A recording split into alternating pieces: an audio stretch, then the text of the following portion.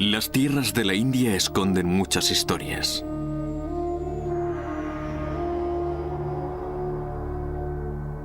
Sus zonas rurales están llenas de vestigios de pueblos cuyos orígenes están profundamente enraizados en la antigüedad.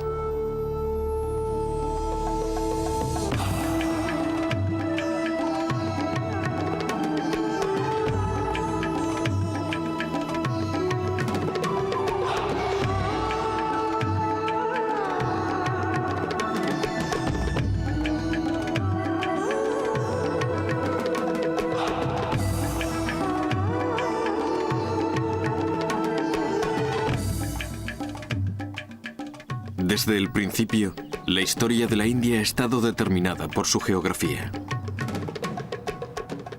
La península india es una enorme masa de tierra con poderosas defensas naturales. Al norte, al este y al oeste se alzan grandes cordilleras. En el centro se sitúa la agreste meseta del Deccan.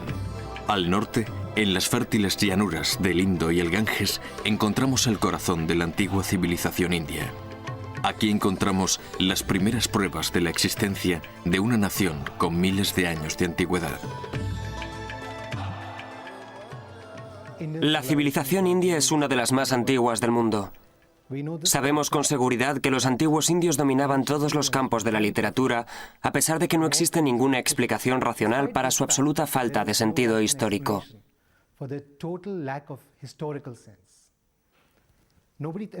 Nadie pensaba en dejar algo para la historia. La única información a la que podemos acceder está en libros sagrados que tratan sobre temas religiosos y hacen comentarios sociales sobre su época. El estudio de la India resulta útil e interesante porque nos permite ver cómo las cosas pueden ocurrir de otro modo. Por ejemplo, en el periodo antiguo, en las civilizaciones de la Edad de Bronce, se puede ver un modelo de desarrollo de los estados muy distinto al que apreciamos en Mesopotamia y Egipto. De la India siempre se dice que tiene una asombrosa capacidad para absorber influencias externas y convertirlas en algo genuinamente indio. Hasta los años 20, los arqueólogos pensaban que la historia de la India comenzó hacia el año 1500 a.C., con la llegada de unos invasores procedentes de Asia Central, los arios. Pero en 1922, los arqueólogos comenzaron a hacer extraordinarios descubrimientos en el valle del río Indo. Hasta ahora se han identificado más de 100 yacimientos, de los cuales los más famosos son los de Mohenjo-Daro y Harappa. Mohenjo-Daro y Harappa son básicamente dos hitos que dicen: aquí es donde comienza nuestra historia. Antes de que fueran descubiertos, la gente creía que la civilización en la India comenzó con los arios. Por supuesto, ese era un punto de partida muy oportuno, porque los arios probablemente procedían de Europa. Para los ingleses y alemanes que realizaban estudios lingüísticos, resultaba alentador sentir una afinidad étnica y lingüística entre esas grandes civilizaciones. Lo que los arqueólogos han descubierto hoy es que Mohenjo-Daro y Harappa son solo la punta del iceberg. Hay muchos yacimientos urbanos desde Pakistán a la meseta del Deccan.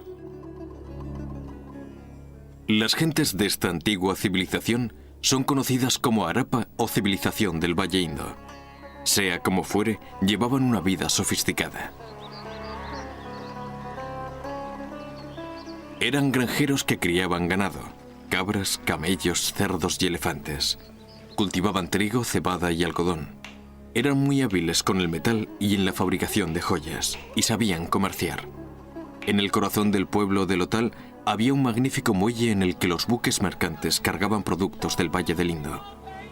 Los mercaderes navegaban hasta el mar de Arabia para comerciar con los pueblos de Mesopotamia.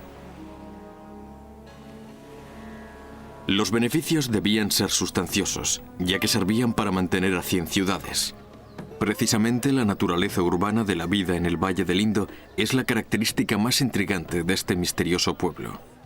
Las excavaciones realizadas a lo largo del Indo y en una franja costera de 100 kilómetros han mostrado ciudades construidas con una estructura similar, pero la capital, Harappa, es la más espléndida de las descubiertas hasta ahora.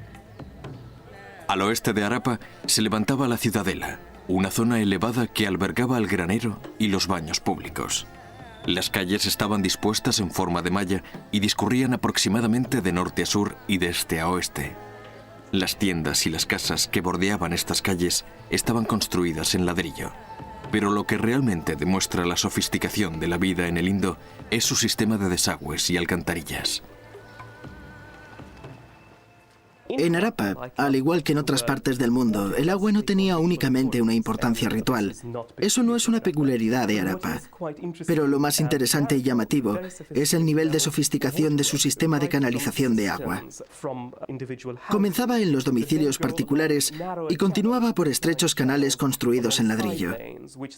Estos discurrían por los callejones y desembocaban en los canales de tamaño medio de las calles secundarias, que a su vez desembocaban en los grandes canales subterráneos construidos bajo las calles principales.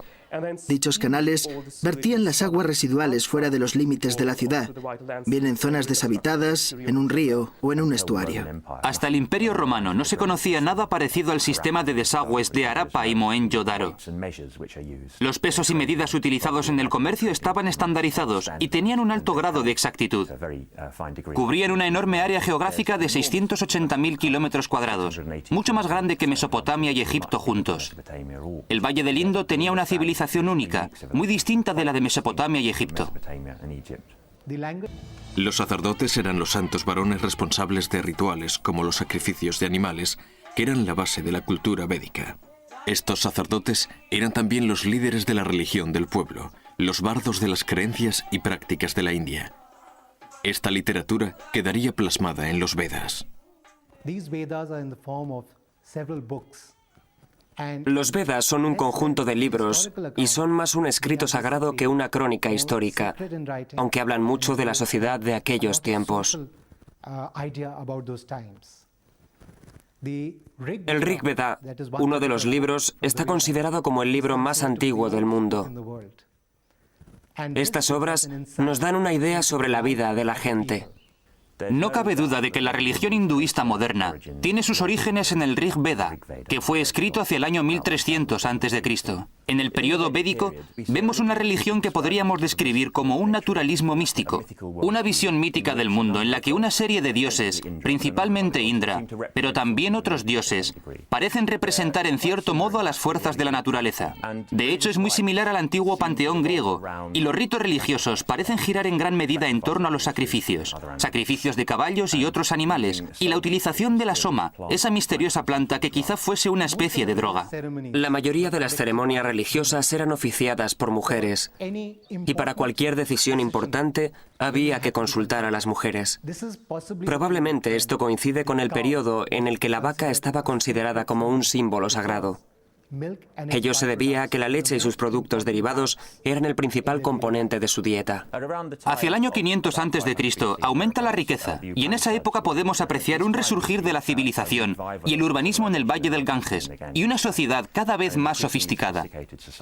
Está claro que hay una preocupación cada vez mayor por la salvación individual, los problemas místicos y míticos, y la diferencia entre el bien y el mal.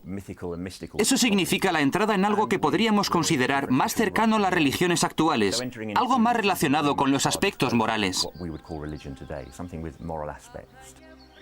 Uno de los aspectos centrales del hinduismo es que la vida gira en un ciclo infinito. Según el principio del samsara, después de la muerte se produce un renacimiento. Pero la naturaleza de ese renacimiento está determinada por las obras de cada individuo. El camino elegido por una persona durante su vida afecta directamente a su reencarnación. Una persona que vive según el principio del karma puede aspirar a reencarnarse en un ser humano. Sin embargo, quien contradice ese principio se reencarna en una forma de vida muy inferior. Hacia el año 500 a.C. quedaron firmemente establecidos los principios básicos del hinduismo. Estos incluían la división formal de la sociedad en clases o castas. La casta más baja es la de los Sudra, los trabajadores. Luego estaban los Vaisya, agricultores y mercaderes. El siguiente escalón en el sistema de castas estaba formado por los Satriya, guerreros y gobernantes. En la cúspide de la pirámide social estaban los brahmanes, maestros y sacerdotes.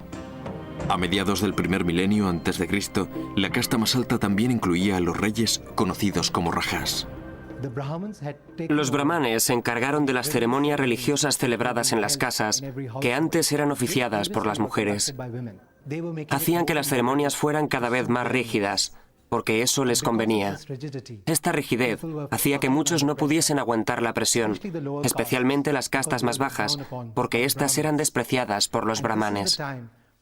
Fue entonces cuando aparecieron los intocables. Empezaron a aparecer nuevas escuelas de pensamiento. Y es en este periodo cuando nace el jainismo y el budismo como reacción frente a la rigidez del hinduismo. La India emergía como nación reconocible compuesta por 16 estados autónomos.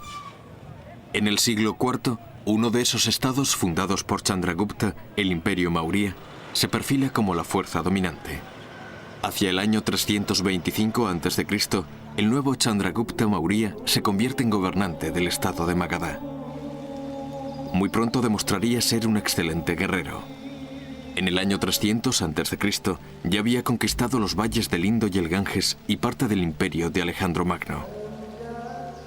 El hijo y el nieto de Chandragupta también se revelaron como grandes líderes militares. La popularidad del budismo se basaba en el hecho de que postulaba un código moral que no tenía en cuenta barreras de clase, casta o sexo. Aunque existía una ortodoxia hindú, esta quedaba restringida a las clases más altas. El pueblo llano se habría convertido en masa al budismo porque era una religión que les daba un mayor apoyo cultural.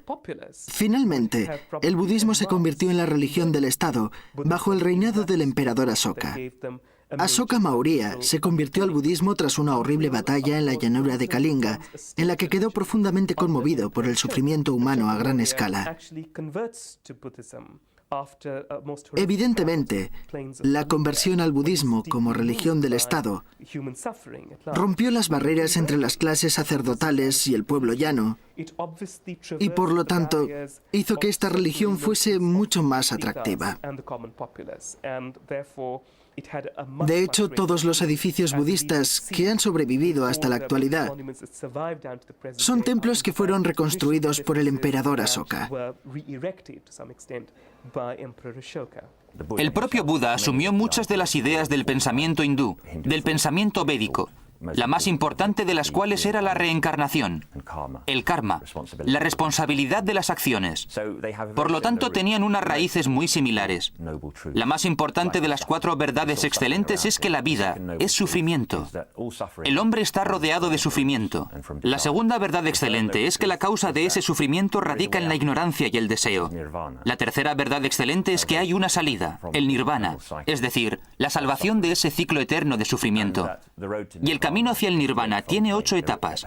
Él definió ese camino como buena conducta, buenos pensamientos, una correcta meditación, expresarse correctamente y buenas acciones. Esas creencias, las 4 verdades excelentes y las creencias que llevan asociadas son rasgos distintivos del budismo. La conversión